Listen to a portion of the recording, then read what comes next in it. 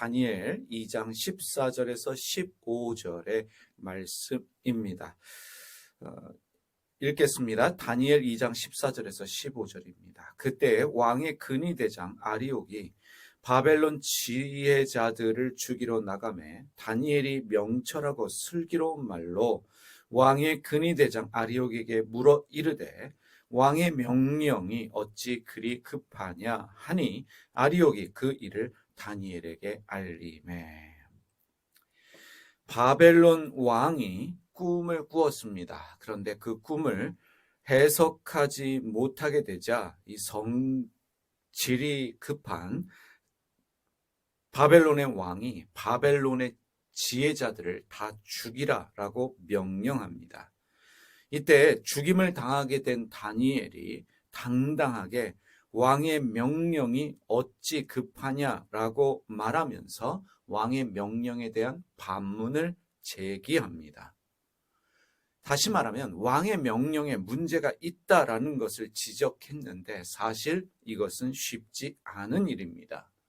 왕의 명령이 절대적이었는데 절대적인 왕의 명령에 대한 반문을 제기한다는 것은 그만큼 용기가 있다는 것이고 왕에 대한 두려움을 극복했기 때문에 가능한 일이었습니다. 이것을 후추파 정신이라고 이야기를 합니다. 히브리어로 후추파라고 이야기를 하는데 이 후추파라고 하는 것은 히브리어로 당돌함, 뻔뻔함, 담대함이라는 뜻을 가진 단어입니다. 이 사람들은 말합니다. 이 후추파 정신이 이스라엘을 이룬 힘이다라고 말합니다. 이 후추파를 유대인의 정신으로 규정합니다. 그래서 후추파 정신이다라고 말하는데 저는 이것을 다니엘 정신이다라고 말하고 싶습니다. 유대인들이 세계를 주도합니다. 세계를 주도하는 많은 인물들이 유대인들인데 유대인들이 세계적인 영향력을 가지는 이유, 탁월한 이유는 머리가 똑똑하기 때문이 아니라는 사실을 우리가 알아야 합니다. 머리가 똑똑하기 때문에 소위 IQ가 남들보다 월등하기 때문에 세계를 주도하는 것이 절대로 아닙니다. 영국의 얼스터 대학의 리차드 린 교수와 핀란드의 헬싱키 대학의 타투 반 하넨 교수가 세계 185개국 사람들의 평균 지능지수 IQ 검사를 했습니다. 전 세계 185개국의 평균 지능지수 IQ를 조사했는데 한국 순위는 185개국 중에 2등입니다. 1등은 홍콩이었습니다. 홍콩의 사람들의 이 IQ 평균 지수가 107이었고 한국이 106이었습니다. 1등이 홍콩, 2등이 한국입니다. 한국 사람들 똑똑하기로 손가락 꼽을 수 있는 탁월한 민족이라고 말할 수 있습니다. 그러면 유대인들은 어느 정도의 순위일까? 유대인들의 이 국민 평균 지능지수 IQ는 94로 전 세계 185개국 중에 45위였습니다. 평균적인 지능지수를 가진 유대인들이 전 세계적으로 많은 지도자들을, 영향력 있는 사람들을 배출하는 이유가 무엇이냐? 후추파 정신, 다시 말하면 다니엘 정신이 있기 때문이라는 것입니다. 이 후추파 다니엘 정신을 7가지로 정의할 수 있습니다. 첫째로 형식 타파입니다. 다니엘을 보시기 바랍니다. 다니엘은 모든 정형화된 형식과 격식을 파괴했습니다. 왕의 명령에 무조건 고개를 숙인 것이 아니라 자기의 생각, 의견을 용감하게 표현하고 전달했습니다. 기존의 형식을 중요하게 생각한 것이 아니라 형식과 격식을 파괴하면서 자기의 생각, 의견을 용감하게 표현하고 전달했기 때문에 다니엘이 탁월한 것이고 그리고 이러한 정신을 가진 유대인들이 탁월한 것입니다. 두 번째로 다니엘 정신은 이렇게 이야기할 수 있습니다. 당연한 질문의 권리. 유대인들은 질문을 당연하게 여깁니다. 이것을 권리라고 여깁니다. 다니엘은 왕이 왜 지혜자들을 죽이려고 하는지를 물었습니다. 질문을 당연한 권리로 여겼던 것입니다.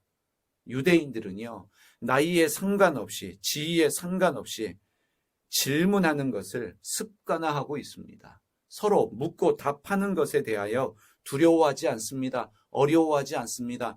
질문을 당연하게 여깁니다.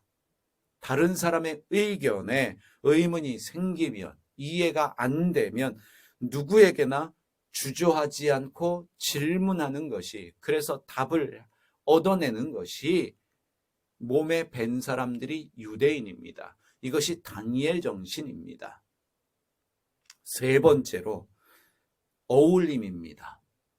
다니엘은 이민족 가운데 가서 살았습니다. 유대인으로 바벨론에 가서 바벨론에서 살았는데 바벨론의 요직에 올라간 사람이 바로 다니엘입니다.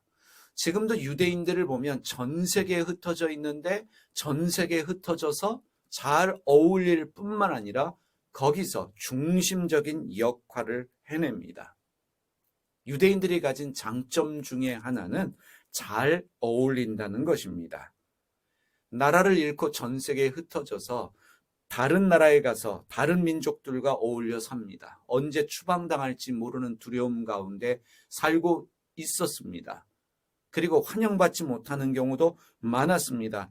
그럼에도 불구하고 새로운 환경에 잘 적응해서 그 민족과 어울리고 그러면서 그 민족 가운데서 영향력을 발합니다. 전혀 다른 문화권에 들어가서 전혀 다른 세계에 들어가서 함께 어울릴 수 있다는 것, 그만큼 수용력이 뛰어나다는 것입니다. 나를 지키면서 다른 민족들과 어울려서 함께 살아가는 것, 그것이 바로 다니엘 정신, 후추파 정신이다 말할 수 있겠습니다. 네 번째는 위험 감수 정신이다 라고 말할 수 있습니다. 다니엘 정신은 위험을 감수하는 것입니다. 말 한마디 잘못했다가 목이 날아갈 수 있습니다. 죽을 수 있습니다. 다니엘은 위험했지만 도전했습니다. 바로 이것이 유대인들이 가진 정신이기도 합니다. 도전하는 것입니다. 위험하고 어렵지만 도전하는 것입니다. 실패할 수도 있지만 도전하는 것입니다. 해보지 않고 말하지 않고 포기하는 것이 아니라 질문하고 말하고 할 수만 있다면 도전하는 것, 위험하지만 도전하는 것, 이것이 다니엘 정신입니다. 이러한 위험을 알지만 무모해 보일 수 있지만 도전할 때 바로 그 인생이 주도권을 가지게 되는 것입니다. 다섯 번째, 다니엘 정신은 목표 지향의 정신이다 라고 말할 수 있습니다. 후추파라고 말하는 다니엘 정신은 목표 지향의 정신입니다. 다니엘은 뜻을 정했습니다. 다니엘이 뜻을 정한 것처럼 유대인들에게 가장 중요한 것은 분명한 목표를 가지고 살아가는 것입니다. 인생을 살아가는 목표와 목적이 분명합니다. 내가 왜 이 직업을 선택하는지, 이 학교를 다니는지, 내가 왜 이 일을 하는지에 대한 분명한 목표를 가지고 움직이는 사람들이 유대인들입니다. 이것이 다니엘 정신이고 후추파 정신입니다. 우리에게도 필요한 것입니다. 머리가 똑똑한 사람이 세상을 주도하는 것이 아니라 인생의 목표가 분명한 사람이 세상을 주도하는 것입니다. 여섯 번째로 다니엘 정신을 이렇게 말할 수 있습니다. 끈질김의 정신이다. 절대로 포기하지 않는 것입니다.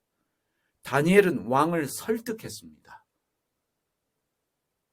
꿈을 해석할 수 있는 기회를 결국에는 가지게 됩니다. 이것이 끈질김입니다.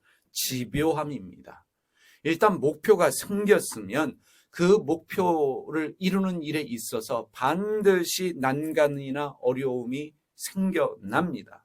그러나 그 어려움들을, 난관들을 극복하는 게 무엇입니까? 집요함입니다. 끈기입니다. 절대로 포기하지 않는 끈질김의 정신이 목표를 이루어내는 것입니다. 영향력 있게 만드는 것입니다. 이것이 다니엘 정신입니다. 포기하는 사람은 산에 오르지 못합니다. 그러나 포기하지 않고 계속적으로 올라가는 사람이 산 정상에 도달할 수 있는 것입니다. 마지막 7번째로 다니엘 정신을 이렇게 말할 수 있습니다. 실패 학습 정신이다. 무엇입니까? 다니엘은 죽음을 두려워하지 않았지요. 실패를 두려워하지 않았습니다. 모든 일들을 통해서 배우겠다는 마음이 있을 때 우리는 실패를 두려워하지 않고 죽음마저도 두려워하지 않는 것입니다. 두려워하지 않고 과감히 도전에 최선을 다했다면 설사 실패했다라고 할지라도 거기서 교훈을 얻을 수 있는 것입니다. 실패는 성공의 어머니다 라는 말이 있는 것처럼 실패가 실패로 끝나는 것이 아니라 실패하고 실수한 것이 나의 경험이 되어져서 다음에 도전할 때는 그 실수와 실패를 반복하지 않을 수 있는 것입니다. 배우겠다는 것입니다. 여러분, 유대인들은요, 지고화를 막론하고 어떤 것에서도 당돌하게 질문하고 틀리고 맞는 것을 떠나서 자기의 생각을 자신 있게 말하는 것이 습관화되어 있습니다. 형식에 얽매이지 않습니다. 끈질기게 도전합니다. 실패를 두려워하지 않습니다. 그래서 오늘 유대인들이 세계를 주도하는 것입니다. 2000년 동안 나라를 잃었음에도 불구하고 다시 나라를 찾을 수 있는 이유. 전 세계에 흩어져 있지만 어디에 있어서도 그 나라 안에 중심적인 역할을 하면서 영향력을 발하는 사람들이 유대인입니다. 단순히 하나님을 잘 믿어서가 아니라 하나님께 선택받아서가 아니라 그들에게는 성서에서 배운 탁월한 정신이 있었기 때문입니다. 다니엘 정신입니다. 후추파 정신입니다. 다시 한번 말씀드립니다. 7가지 기억하십시오. 형식 타파, 그리고 당연한 질문의 권리, 어울림, 위험 감수 정신, 목표 지향 정신, 끈질김의 정신, 실패 학습의 정신을 기억하시면서 우리에게도 이러한 다니엘 정신이 필요함을 기억하시고 7가지 다시 한번 여러분들이 들으시면서 이것을 여러분 삶에 체질화 시키시면 좋겠습니다. 오늘도 다니엘 정신으로 하루를 살아가시는 여러분들 되시기를 바랍니다. 기도하겠습니다. 살아계신 하나님 아버지, 다니엘이 가졌던 이 귀한 정신들이 우리의 정신이 되게 하여 주시옵소서. 왕을 두려워하지 않는 그 마음, 당연한 질문을 권리로 여기며 질문하는 것을, 말하는 것을 두려워하지 않고 죽음마저도 두려워하지 않고 끈질기게 도전했던 다니엘 정신이 우리에게 있게 하여 주시고 우리에게도 이러한 정신이 있음으로 말미암아 한 번 사는 인생 제대로 살게 하시고 영향력 있게 살게 하여 주시옵소서. 우리에게 다니엘 정신으로 채워주시고 충만하게 하여 주시기를 기도합니다. 예수님의 이름으로 기도하였습니다.